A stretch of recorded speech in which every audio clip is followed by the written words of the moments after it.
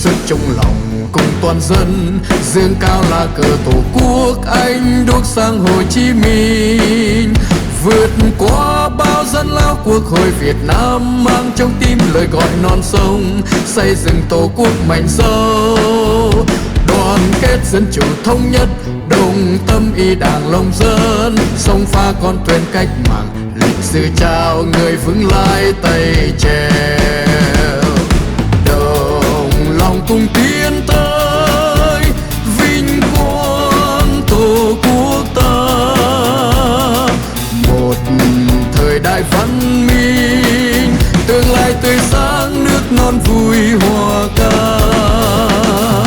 Như cánh chim không mỏi, dâng trí tuệ cho đời, là đại biểu của dân, do nhân dân, vì nhân dân, xứng niềm tin.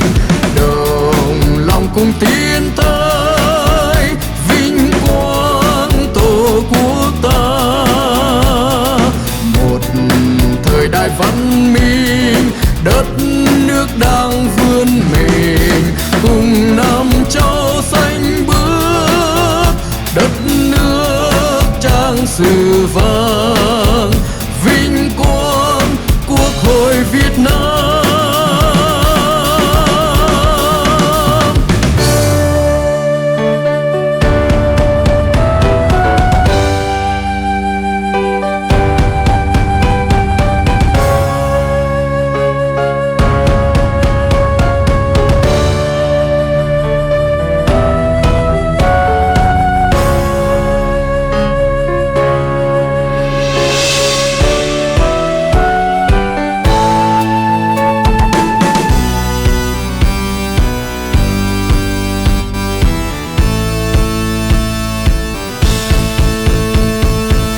Chung sức chung lòng cùng toàn dân, dương cao lá cờ tổ quốc anh đuốc sang Hồ Chí Minh.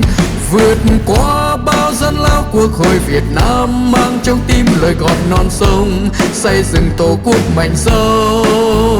Đoàn kết dân chủ thống nhất, đồng tâm y đảng lòng dân, sông pha con thuyền cách mạng, lịch sử trao người vững lái tay chèo. Lòng cùng tiến tới vinh quang tổ quốc ta,